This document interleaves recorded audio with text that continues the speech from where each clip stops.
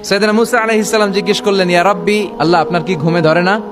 আল্লাহ বললেন, কোনো কথা বলা যাবে না, দুইটা গ্লাসের ভেতরে পানি নাও, পানি ভর্তি গ্লাস নিয়ে তুর পাহাড়ের উপরে দাঁড়াও। সাইয়েদনা মুসা আলাইহিস সালাম দাঁড়ালেন। আল্লাহরে আবার জিজ্ঞেস করলেন, আল্লাহ আমি জিজ্ঞেস করলাম কি আর আপনি করতে বললেন কি? আল্লাহ বললেন, কথা বলো না, যা বলেছি তাই করো। তো মুসা আলাইহিস সালাম কিছু বলতে পারে না, পানি নিয়ে দাঁড়িয়ে রইলেন। মুসা আলাইহিস সালামকে আল্লাহ বললেন, তুমি দাঁড়িয়ে থাকো আর ঘুম রে, বললেন ঘুম তুই মুসারে ধর। ঘুম যে এবার সাইয়েদনা মুসা আলাইহিস সালামকে ধরেছে। উনি ঘুমের ধাক্কায় আর থাকতে পারেন, একবার ডানে যায় আরেকবার বায়ে যায়। ঘুমের ধাক্কায় হঠাৎ করে কাত হয়ে পড়ে যায় আর গ্লাসগুলো মাটিতে পড়ে খান খান হয়ে ভেঙে যায়। আল্লাহ ডেকে বললেন, মুসা বেশি কিছু হেফাজতের তো দায়িত্ব দেই নাই, শুধু দুইটা গ্লাস হেফাজতের দায়িত্ব দিয়েছি। ঘুমের কারণে এগুলোর হেফাজত করতে পারো নাই, ভেঙে খান খান হয়ে গিয়েছে। আমি যদি তোমাদের মতো ঘুমিয়ে যেতাম তাহলে পৃথিবীর সাথে সূর্য লেগে, সূর্যের সাথে চন্দ্র লেগে গোটা মহাবিশ্বটা এভাবে গ্লাসের টুকরার মতো খান খান হয়ে যেত রে মুসা। এজন্য লা তাখুযুহু সিনাতু ওয়ালা নাওম, আমার ঘুমেও ধরে না, ঘুমের আগে যে তন্দ্রা আসে ওইটাও ধরে না।